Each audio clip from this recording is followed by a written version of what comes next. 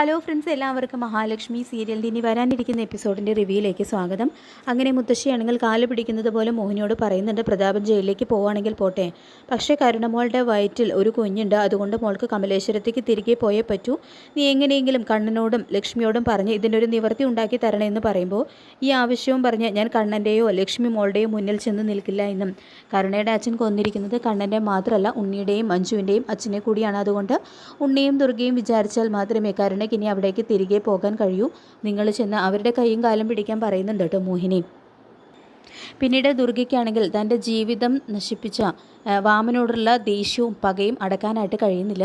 അപ്പോൾ സീമന്തിനോട് രണ്ട് പറയാൻ തന്നെ തീരുമാനിച്ചുറപ്പിച്ചുകൊണ്ട് ദുർഗ സീമന്തിനെ വിളിക്കുന്നു. എന്നിട്ട് എൻ്റെ വിശ്വേട്ടനെ കൊന്ന് എൻ്റെ കുട്ടികളെ നിൻ്റെ ഭർത്താവ് അനാഥനാക്കി, നിൻ്റെ കുടുംബം നരകിക്കുമെന്നും അച്ഛൻ്റെ മരണശേഷം മനസ്സ് നീറിക്കഴിഞ്ഞ കണ്ണനെ നല്ല ചികിത്സ പോലും കൊടുക്കാതെ അയാൾ മരുന്ന് മാറ്റി വയ്ക്കാനായിട്ട് എന്നെ നിർബന്ധിച്ചു. അതിൻ്റെയൊക്കെ തന്നെയാണ് നിൻ്റെ മകനും ഇപ്പോൾ അനുഭവിച്ചുകൊണ്ടിരിക്കുന്നത്. നിൻ്റെ മോൾക്കും കല്യാണമൊന്നും നടക്കാതെ മൂത് നരകി ചിരിക്കുമെന്നും പറഞ്ഞുകൊണ്ട് ദുർഗ പ്രാകുന്നുണ്ട് കേട്ടോ സീമന്തിനിയുടെ നേരെ. ഏതായാലും ഈ ഒരു സംഭവത്തോടു കൂടി തന്നെ ദുർഗയുടെ സ്വഭാവത്തിൽ വലിയൊരു മാറ്റം തന്നെയാണ് ഉണ്ടായിരിക്കുന്നത്. മുൻപ് കണ്ണനെ ദുർഗ സ്വന്തം മകനെ പോലെ തന്നെയാണ് സ്നേഹിച്ച് പരിചരിച്ചിരുന്നത്. പക്ഷേ വാമൻ ഇടപെട്ട് ദുർഗയുടെ മനസ്സിൽ വിഷം കുത്തി വെച്ചിട്ടാണ് ദുർഗയ്ക്കിപ്പോൾ സ്വത്തിനോടും പണത്തിനോടൊക്കെ ആർത്തി ഉള്ളവളാക്കി മാറ്റിയത്. പക്ഷേ ഈ ഒരു സംഭവത്തോടു കൂടി തന്നെ കാര്യമായിട്ടുള്ളൊരു മാറ്റം തന്നെയാണ് ദുർഗയുടെ സ്വഭാവത്തിൽ ഉണ്ടായിരിക്കുന്നത്. പിന്നീട് മുത്തശ്ശിയാണെങ്കിൽ കമലേശ്വരത്ത് എത്തുന്നു. അപ്പോൾ മുത്തശ്ശിയെ കാണുമ്പോൾ തന്നെ ദേഷ്യം കൊണ്ട് വിറയ്ക്കുകയാണ് ദുർഗ. തുടർന്ന് കരുണയ്ക്ക് വേണ്ടിയിട്ട് മുത്തശ്ശി വീണ്ടും ദുർഗയുടെ മുന്നിൽ അപേക്ഷിക്കുന്നുണ്ടെങ്കിലും സ്വീകരിക്കണം എന്നെല്ലാം പറഞ്ഞുകൊണ്ട് അപേക്ഷിക്കുന്നുണ്ടെങ്കിലും അവളെ ഇനി മരുമകളായിട്ട് എനിക്ക് വേണ്ട, വിശ്വേട്ടനെ അടക്കം ചെയ്ത മണ്ണാണിത്, അവളെ ഈ വീട്ടിൽ താമസിപ്പിക്കാൻ പറ്റില്ല എന്ന് തന്നെ ദുർഗ തീർത്ത് പറയുന്നു. പുണ്യമോനെ ഒന്ന് കണ്ട് സംസാരിക്കണമെന്ന് മുത്തശ്ശി ആവശ്യപ്പെടുമ്പോൾ നിങ്ങൾ എവിടെ നിന്നാൽ മതി, ഞാൻ അവനോട് പോയിട്ട് വിവരം പറയാം, അവൻ മുഖം തരികയാണെങ്കിൽ നിങ്ങൾ സംസാരിച്ചോളാനും ദുർഗ പറയുന്നുണ്ട്. അങ്ങനെ ദുർഗ മുകളിൽ ചെന്ന് ഉണ്ണിയെല്ലാം അറിയിക്കുന്നു. അപ്പോൾ ഇതൊരു അവസരമായി കണ്ട് എന്തോ ഒരു പദ്ധതി മനസ്സിൽ ആസൂത്രണം ചെയ്തുകൊണ്ടാണ് ഉണ്ണി മുത്തശ്ശിയെ കാണാനായിട്ട് എത്തുന്നത്. ഉണ്ണിയെ കാണുമ്പോൾ തന്നെ മോനെ നീ ഒന്ന് വിളിക്കുക പോലും ചെയ്യാത്തതിൻ്റെ വിഷമത്തിലാണ് കരുണമോള്. അവളുടെ വയറ്റിൽ വളരുന്നത് നിൻ്റെ കുഞ്ഞാണ്, അത് നീ മറക്കരുതെന്നെല്ലാം മുത്തശ്ശി പറയുമ്പോൾ എൻ്റെ അച്ഛൻ്റെ കൊലയാളിയുടെ മകളാണ് അവളോട് ഈ ജന്മം ക്ഷമിക്കാനോ എനിക്ക് കഴിയില്ല, പിന്നെ ഞാൻ സമ്മതിച്ചാലും എൻ്റെ അമ്മ അതിന് സമ്മതിക്കില്ല എന്ന് പറയുന്നുണ്ട് കേട്ടോ ഉണ്ണി. പ്രതാപൻ ചെയ്ത തെറ്റിന് നീ എന്തിനാണ് കരുണമോളെ ഇങ്ങനെ ശിക്ഷിക്കുന്നത്? അമ്മയാകാൻ പോകുന്ന മോള് ഈ സമയത്ത് ഇങ്ങനെ വിഷമിക്കുന്നത് ആ കുഞ്ഞിന് ദോഷം ചെയ്യും.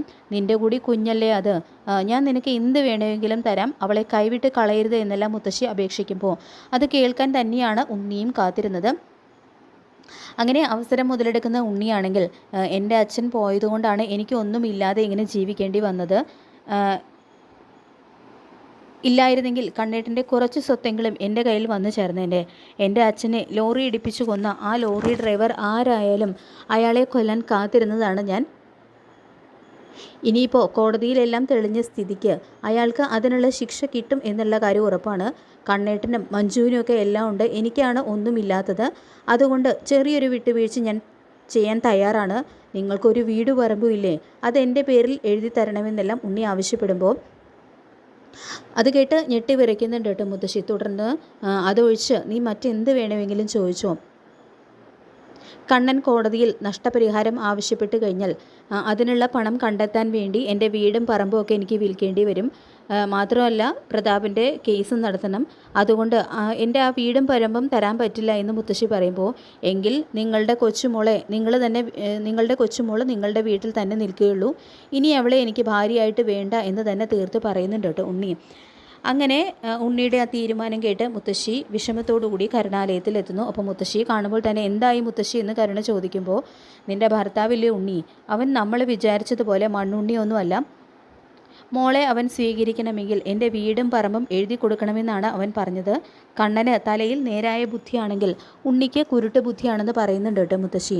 എൻ്റെ വീടും പറമ്പും കൊടുത്തു കഴിഞ്ഞാൽ പ്രതാപൻ്റെ കേസ് നടത്താനും പിന്നെ കണ്ണൻ കോടതിയിൽ നഷ്ടപരിഹാരം ചോദിക്കും, അത് കൊടുക്കാനും നമ്മൾ എന്ത് ചെയ്യുന്നല്ല മുത്തശ്ശി പറയുമ്പോൾ ഇനിയിപ്പോൾ എന്ത് ചെയ്യും മുത്തശ്ശി എന്ന് കരുണ ചോദിക്കുന്നതും കമലേശ്വരത്തേക്ക് മോൾക്കിനി തിരികെ കയറണമെങ്കിൽ കണ്ണനും ലക്ഷ്മിയും വിചാരിക്കണം എന്ന് മുത്തശ്ശി പറഞ്ഞു കൊടുക്കുന്നതും അതിലും ഭേദം ഞാൻ ഇവിടെ തന്നെ നിൽക്കുന്നതാണെന്ന് കരുണ പറയുമ്പോൾ മോൾ അങ്ങനെയൊന്നും പറയല്ലേ, ഇപ്പം മോൾക്ക് ഇങ്ങനെയൊക്കെ തോന്നും, പക്ഷേ കുറേ കഴിയുമ്പോൾ അച്ഛനില്ലാത്ത ഒരു കുഞ്ഞിനെ നോക്കാൻ വേണ്ടിയിട്ട് മോള് പ്രയാസപ്പെടും എന്നെല്ലാം മുത്തശ്ശി ഉപദേശിക്കുമ്പോൾ എങ്ങനെ ഒരു അച്ഛൻ എൻ്റെ കുഞ്ഞിനെ എന്തിനാണെന്ന് ചോദിക്കുന്നുണ്ട് കേട്ടോ കരുണ.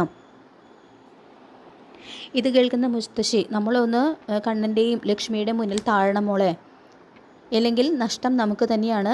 എന്തൊക്കെ പറഞ്ഞാലും ഉണ്ണിയുടെ കൈയും കാലും പിടിക്കുന്നതിനേക്കാൾ എന്തുകൊണ്ടും നല്ലതാണ്, എന്തുകൊണ്ടും പ്രയോജനം ഉണ്ടാകും കണ്ണൻ്റെയും ലക്ഷ്മിയുടെയും മുന്നിൽ ഒന്ന് താണു കൊടുത്തു കഴിഞ്ഞാൽ എന്നെല്ലാം മുത്തശ്ശി പറയുമ്പോൾ കരുണയ്ക്കും അത് ശരിയാണെന്ന് തന്നെ തോന്നുന്നു.